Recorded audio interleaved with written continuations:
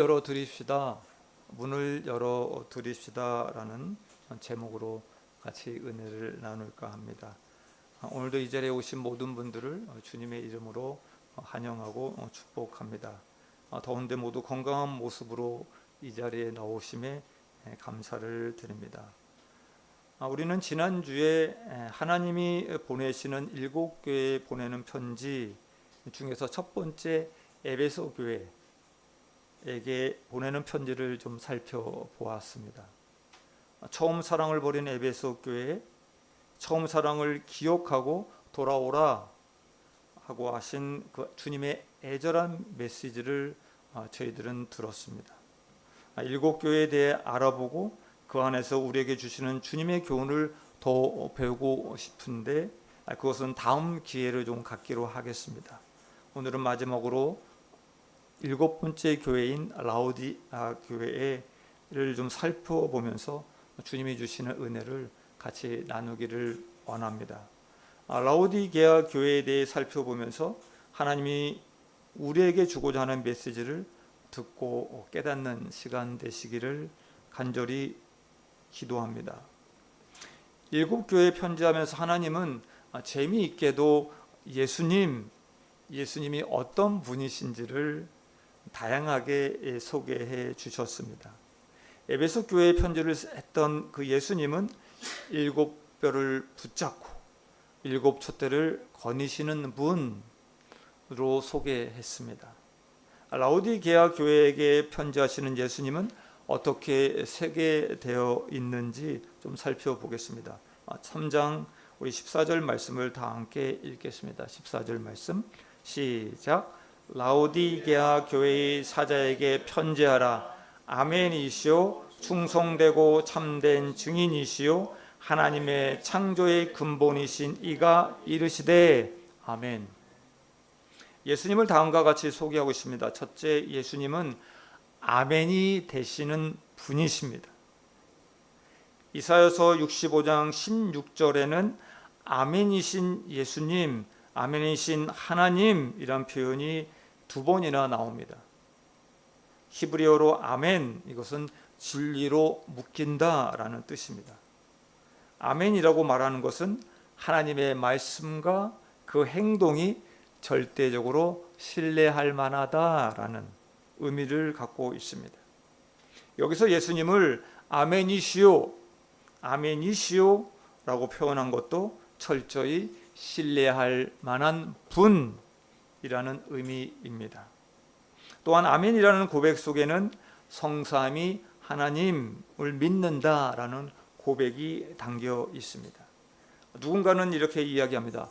견고한 기도는 아멘의 기도이다 라고 말하기도 했습니다. 그래서 우리는 이렇게 말씀을 듣다가도 믿음의 확신이 오면 아멘 하는 것이 매우 중요합니다. 그런데 시도 때도 없이 이상한 이야기를 하는데도 가끔 아멘을 하는 사람들도 더러 있습니다. 아멘은 믿습니다 라고 하는 그 믿음의 표현이기에 하나님께서는 우리가 아멘 할 때마다 하나님은 기쁘게 들으실 것입니다. 우리 모두 아멘으로 화답해서 주님을 믿습니다. 주님이 하신 말씀은 절대적입니다. 늘 고백하는 우리 자들이 되시길 축복합니다. 둘째, 예수님은 충성되고 참된 증인이십니다. 아멘. 이 표현은 오직 예수님만이 참되시고 예수님만을 통해 우리가 진리를 본다라는 의미입니다. 우리 예수님만이 참되시며 진리 되심을 믿으시기를 축복합니다. 셋째, 예수님은 하나님의 창조의 근본이신 이이십니다. 예수님은 하나님께 함께 천지창조를 하신 분이십니다. 그래서 예수님은 창조주이시다라는 의미입니다. 사도 바울은 골로새서 1장 15절에서 이렇게 말씀합니다. 예수님을 보이지 아니하시는 하나님의 형상이시요 모든 피조물보다 먼저 나신 이라고 고백하고 있습니다. 라오디게아 교회에 편지하신 예수님은 어떤 분이십니까? 예수님은 절대적으로 신뢰할 만한 아멘이신 분, 참된 진리이신 분, 하나님의 창조의 근본이신 분이십니다. 아멘이십니까? 아멘. 자, 그럼 이제부터 아멘이시오 창조주이신 그 예수님이 라오디 교회에게 말씀하신 것을 좀 살펴보면서 우리에게 주시는 메시지를 듣기를 원합니다. 첫 번째입니다. 예수님이 라오디게아 교회를 진단한 내용입니다. 라오디게아는 빌라델비아라고 하는 지역에서 남쪽에서 동쪽으로 한 100km 지점에 떨어진 곳에 있었습니다.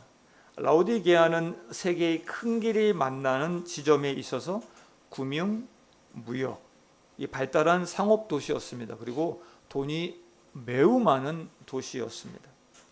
제일 사치스럽고 부자였던 4대 교회도 울고 갈 정도의 동네 지역이 라오디게아였습니다. 또한 이곳은 인물 자랑, 돈 자랑을 하면 안 될 정도로 돈 많은 사람이 많았습니다. 그리고 미남, 미녀도 많았습니다. 역사가들은 이렇게 이야기를 합니다. 라오디게아 도시를 안정, 타협, 균형이라는 세 단어로 묘사하고 있습니다. 라오디게아는 AD 60년에 큰 지진이 일어났습니다. 그리고 도시가 거의 다 파괴되었을 때 로마의 도움을 거절합니다. 자기들이 재정만으로 도시를 완전히 복구했습니다. 그리고 100년 후에 다시 지진 피해를 겪었는데 역시나 로마 정부의 지원을 받지 않습니다. 그리고 재건할 정도로 막강한 재력이 있는 도시였습니다. 그러나 이렇게 부족함이 없이 부유했던 라오디게아 그 도시에도 큰 문제가 하나 있었습니다. 바로 물 문제였습니다. 라오디게아는 지형적으로 물을 자체적으로 수급할 수 없었습니다. 라오디게아는 불행하게도 가장 필요한 물이 없었습니다. 돈은 많은데 물이 없었던 것입니다. 이것을 해결하기 위해 주변 지역으로부터 긴 진으로 만든 파이프를 통해서 끌어와야만 했습니다. 라오디게아의 북쪽에 위치한 히에라폴리스라는 지역에서는 펄펄 끓는 온천수가 나왔습니다. 그러나 이 물이 라오디게아 도시에 도착하면 미지근한 물이 되어 버립니다. 거기에다 펄펄 끓는 이 온천물이 석회의 성분과 섞여서 미지근해지면 그 물을 마시게 되면 구토증이 났다고 합니다. 그래서 이 물은 식수로는 못 쓰고 생활용수로만 사용했다고 합니다. 라오디게아의 동남쪽에 있는 골로세라는 지역에서는 미네랄이 풍부한 차가운 식수가 나왔습니다. 이 지역의 물도 라오디게아 도시에 도착하면 미지근해져 버립니다. 성경은 그 지역의 특징 그리고 시대적 특징을 토대로 해서 기록했다라고 말씀드렸습니다.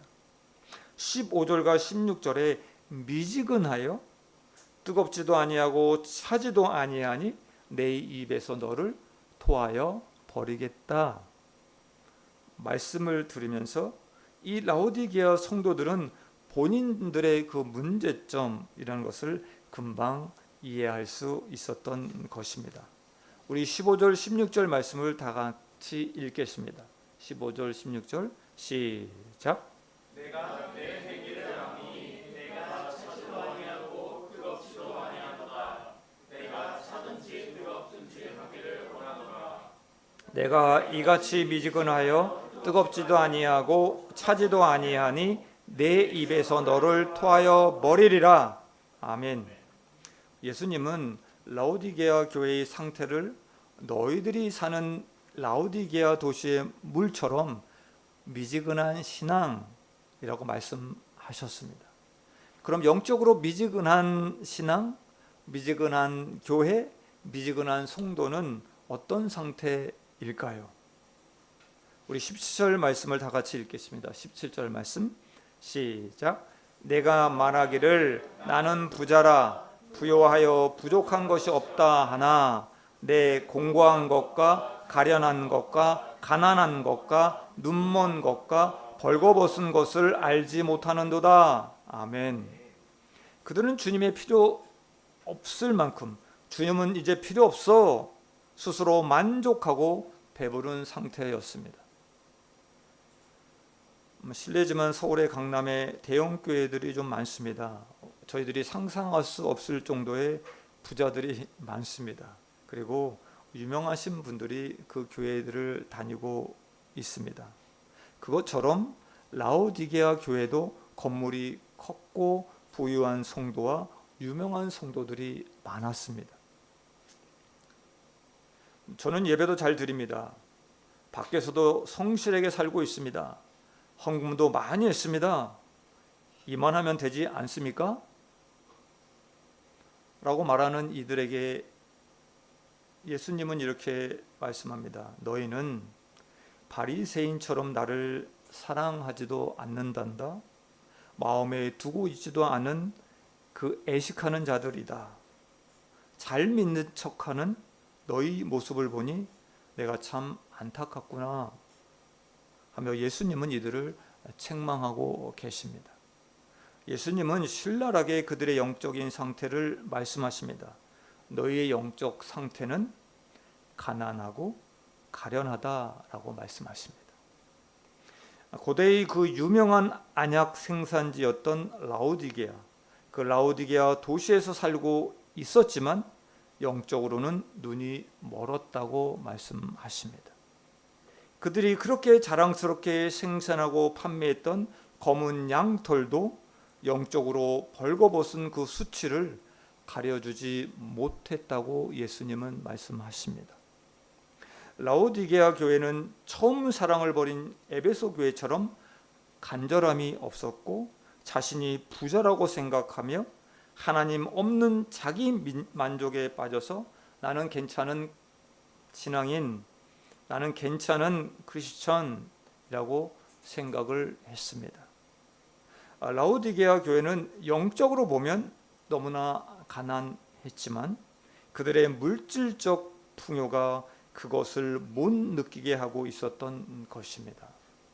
성도 여러분, 미지근한 신앙, 그것은 주님을 사랑하지 않고 외식하는 신앙입니다.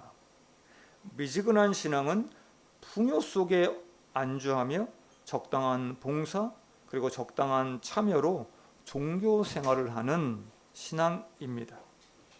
미지근한 신앙은 하나님이 주인이 아니라 내가 주인이 되어 살아가는 신앙인입니다. 주님은 이런 라오디게아 교회 성도들에게 내가 너희를 어떻게 하겠다고요? 토하여 버리겠다 책망하십니다. 곡식을 쌓아두고 안심하는 어리석은 부자처럼 여전히 자신이 주인 되어서 미지근한 신앙생활을 하는 그 라오디게아 교회에게 예수님은 처방을 내려주십니다.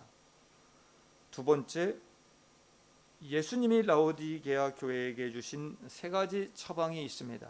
이 세 가지 처방을 좀 살펴보겠습니다. 첫째 처방입니다. 예수님은 살아 말씀하십니다. 우리 18절 말씀을 다 같이 읽겠습니다. 시작. 내가 너를 권하노니 내게서 불로 연단한 금을 사서 부요하게 하고 흰 옷을 사서 입어 벌거벗은 수치를 보이지 않게 하고 안약을 사서 눈에 발라 보게 하라. 아멘.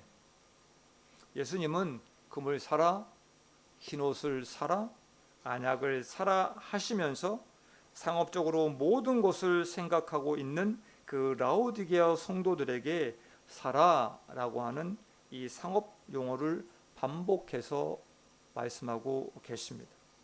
예수님은 이사야 55장 1절 말씀처럼 진정한 양식과 물은 돈 없이 사는 것임을 말씀해 주고 계십니다. 우리 이사야 55장 1절 말씀 다 함께 봉독합니다. 시작. 오호라 너희 모든 목마른 자들아 물로 나오라. 돈 없는 자도 오라. 너희는 와서 사 먹되 돈 없이 값 없이 와서 포도주와 젖을 사라. 아멘. 예수님은 라오디게아 성도들에게 사랑하는 성도들아, 너희가 돈이 그렇게 많다고 하는데 너희 영적인 문제를 해결하기 위해서는 돈으로 사는 것이 아니고 오직 그리스도로 사야만 한다라고 말씀하십니다. 불로 연단한 금, 흰옷, 눈먼 것을 치유하는 안약은 어디서 살 수 있습니까? 세계에서 가장 부자인 일론 머스크도 그의 전 재산으로도 살 수 없습니다. 이것은 오직 예수님에게로만 살 수 있습니다. 아멘. 이것은 세상에 빠져 사는 우리에게 그리스도께 회개하고 돌이키라 라고 촉구하고 있는 메시지입니다. 둘째 처방입니다. 예수님은 열심을 내라 하십니다. 우리 19절 말씀을 다 같이 읽겠습니다. 시작. 무릇 내가 사랑하는 자를 책망하여 징계하노니 그러므로 내가 열심을 내라 회개하라. 아멘. 여기서 열심은 무엇인가 이루기 위해 열심을 내는 것이 아니고 집중하는 것을 말합니다. 예수님은 나에게 집중해라 말씀하십니다. 바벨론 그 짐승이 만든 그 풍요와 유혹에 집중하지 말고 나에게 집중해라 라고 말씀하십니다. 연애, 사랑, 좀 우리 실패하더라도 연애를 좀 한번 해보시길 바랍니다. 사랑하는 사람이 생기면 우리는 그 대상에 대해 열중하게 됩니다. 영국 속담에 사랑을 하면 눈이 1000개가 생긴다는 말이 있다고 합니다. 1000개가 뭡니까? 더 생길 수도 있습니다. 마음이 끌리면 그 사람이 하는 모두에 관심을 가지고 보게 됩니다. 얼마나 열중하는지 그 사람의 숨소리까지 들립니다. 이것이 열심을 내는 것입니다. 세상 너무 재미있어. 세상 너무나 재미있어. 세상에 집중하지 마시고 예수님께 집중하라라고 말씀하시는 것입니다. 성도 여러분, 질문 드립니다. 얼마나 주님께 관심이 있으십니까? 주님께 얼마나 열중하고 계십니까? 세상의 다른 그 무엇보다도 주님께 열중하는 삶, 주님께 집중하는 삶, 이것만이 미지근한 신앙에서 빠져나올 수 있는 유일한 방법입니다. 셋째 처방입니다. 예수님은 문을 열어 달라 말씀하십니다. 문을 열어 달라 말씀하십니다. 우리 20절 말씀 다 같이 봉독합니다. 시작. 볼지어다 내가 문 밖에 서서 두드리노니 누구든지 내 음성을 듣고 문을 열면 내가 그에게로 들어가 그와 더불어 먹고 그는 나와 더불어 먹으리라. 아멘. 지금 읽은 요한계시록 3장 20절 말씀은 많이 들어보셨을 말씀입니다. 전도할 때 이 말씀을 많이 인용해서 전하고 있습니다만 이 말씀은 사실 불신자를 대상으로 하는 말씀이 아닙니다. 라오디게아 교회 성도들에게 그리고 저와 여러분 믿는 자들에게 말씀하신 성경 구절입니다. 예수님을 믿는다고 말하는 라오디게아 성도들은 예수님을 문 밖에 세워놓고 사는 사람들이었습니다. 주님, 그냥 거기 계세요. 주님, 그냥 문 밖에 서서 계세요. 이거 필요한데 이거만 채워주세요 라고 했습니다. 성도 여러분, 신앙생활을 하다 보면 우리는 이렇게 막다른 골목에 다다라갈 수 있습니다. 주님 살려주세요. 주님 도와주세요. 주님 살려주세요. 이 간절한 기도, 그 영역 가운데도 우리는 있습니다. 그렇지만 예수님을 문 밖에 둔 채 다급할 때만 예수님을 부르는 성도들에게 예수님은 이렇게 말씀하고 계십니다. 우리 주님은 이렇게 말씀하십니다.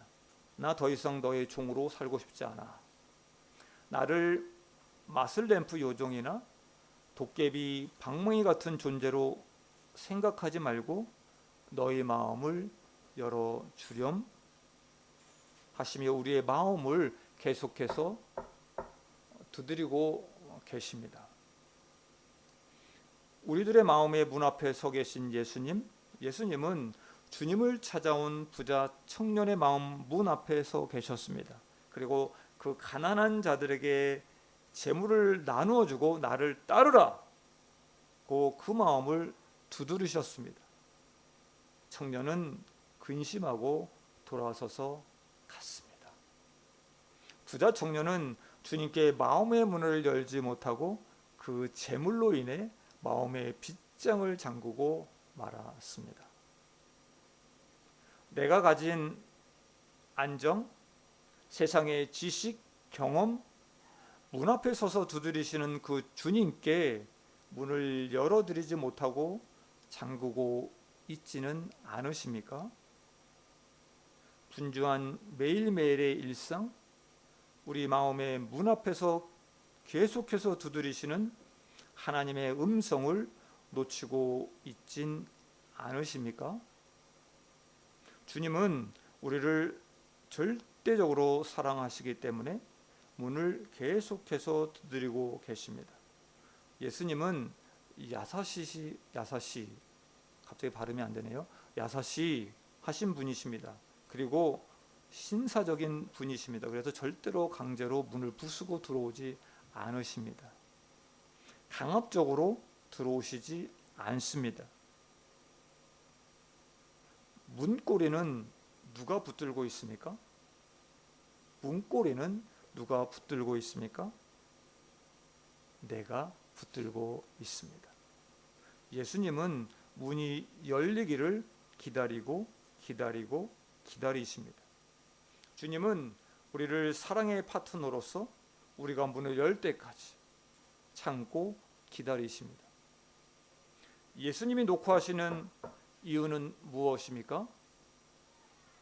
가족은 함께 식사하는 사람들입니다. 요즘 저희 둘째가 좀 일찍 퇴근을 해서 평일에도 저녁을 함께 먹는 날이 좀 생겼습니다. 가족이 식탁에 앉아 오손도손 먹는 시간, 그 시간이 얼마나 행복하지 않습니까?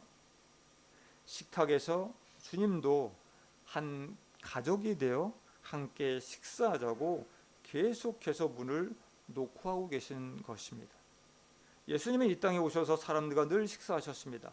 세리들과도 바리새인들과도 죄인들과도 함께 식탁에서 식사하셨습니다. 예수님은 그들을 가족으로 맞아들이셨습니다. 예수님이 삭개오의 집에서 죄인이었던 그 삭개오를 하나님의 자녀로 맞아들이고 식탁의 잔치를 여는 그 광경은 눈물겨운 감동스러운 이야기입니다. 그러나 라우디게아 성도들은 주님과 먹고 마시지 않았습니다. 예수님, 여기만은 안 돼요. 여기까지만이에요. 여기는 안 돼요. 절대 들어오시면 안 돼요. 혼자 먹고 마시고 있었습니다. 하나님은 그런 그들을 계속해서 나의 가족으로 함께하자, 나의 가족으로 함께하자 계속해서 초대하고 계십니다. 저와 여러분은 예수님의 신부입니다. 결혼한 신부이면 신랑과 삶이 함께 공유되고 나누어져야만 합니다. 결혼했는데도 신랑을 계속해서 밖에 세워두고 자기가 원하는 대로 멋대로 산다면 어떻겠습니까? 예수님을 그저 법적인 신랑으로 대하고 있다면 무디만 크리스천이며 명분만 기독교인이지 않을까요? 예수님이 우리 마음 문 앞에 서 계십니다. 그리고 두드리는 소리가 들리십니까? 마음의 문고리를 잡고 여는 것은 우리의 몫입니다. 소리를 듣고 문을 여시길 바랍니다. 이제 더 이상 여러분들의 힘으로 살려고 하지 마시기 바랍니다. 세상 좋다고 자신이 원하는 대로 따라가지 마시기 바랍니다. 문 밖에 서서 두드리시는 그 예수님께 문을 활짝 열어드리십시오. 그럼 그 주님께서 여러분의 마음에 들어오실 것입니다. 그리고 여러분의 마음을 천국으로 만들어 주실 것입니다. 결론을 맺겠습니다. 라오디아 교회는 물질적 번영에 안주했습니다. 그래서 신앙의 타협, 자기 만족 속에서 영적인 가난, 눈먼 상태, 벌거벗은 수치를 전혀 인식하지 못한 채 그 미지근한 신앙생활을 하며 살고 있었습니다. 예수님은 영적으로 가난했음에도 불구하고 자신들을 부족함이 없다고 착각하는 이들을 책망하셨습니다. 예수님은 그들의 미지근함을 책망하셨지만 회복의 길을 제시해 주셨습니다. 예수님은 말씀하십니다. 자신을 살아, 열심을 내라, 예수님께 집중하라고 말씀하십니다. 우리 인생은 돈이, 풍요가 답이 아닙니다. 예수님이 답이십니다. 예수님이 길이십니다. 그렇다면 예수님을 어떻게 살 수 있습니까? 예수님께 어떻게 집중할 수 있습니까? 내 마음의 문을 계속해서 두드리시는 그 예수님께 문을 활짝 열어두시면 됩니다. 예수님이 문 밖에 서서 두드리실 때 문을 열어주십시오. 사람들은 연봉으로 사람을 평가합니다. 얼마 전에 LAFC로 간 손흥민 선수의 연봉이 약 200억 이상이라고 했습니다. 여러분은 얼마짜리이십니까? 여러분은 얼마짜리이십니까? 우리는 모두 예수님의 핏값으로 산 예수님짜리입니다. 아멘. 예수님짜리인 성도들이 주님을 밖에 두고 주님 없이 만찬을 즐기고 있습니다. 주님을 문 밖에 세워두지 마시기 바랍니다. 주님을 모셔 드리시길 바랍니다. 그리고 주님께 문을 열어 드리시기를 바랍니다. 주님은 라오디게아 교회의 회개의 초대를 하십니다. 보라, 내가 문 밖에 서서 두드리노니, 보라, 내가 문 밖에 서서 두드리노니. 이것은 하나님이 사랑으로 우리들과 교제를 회복하고자 하시는 먼저 손 내미시는 은혜입니다. 예수님은 우리에게 종교적 행위를 원하는 것이 아닙니다. 우리 자신을 원하십니다. 주님은 지금도 사랑으로 문 밖에 서서 두드리고 계십니다. 주님, 문을 열어주시기를 바랍니다. 주님께 문을 열어주시기를 바랍니다. 주님 들어오세요. 주님 들어오세요. 주님 환영합니다. 우리 모두 이 시간 주님께 문을 열어드리시기를 바랍니다. 주님께 문을 열어드리는 것, 내가 원하는 것, 내가 갖고 싶은 것을 어떻게 하든지 간에 무엇인가를 하고 싶을 때 예수님의 이름을 부르시기를 바랍니다. 내가 생각한 대로, 내 경험대로, 일을 처리하려고 하기 전에 먼저 예수님께 엽죽기를 부탁합니다. 예수님, 이것이 맞나요? 예수님, 이 길이 맞는 길인가요? 묻는 것입니다. 이렇게 매일 매순간 주님께 문을 열어드려 주님이 주인된 삶, 주님이 나의 주인된 삶 사시길 부탁드립니다. 주님과 함께 더불어 먹고 마시는 그 부요한 인생 사시길 주님의 이름으로 축원드립니다. 기도하겠습니다.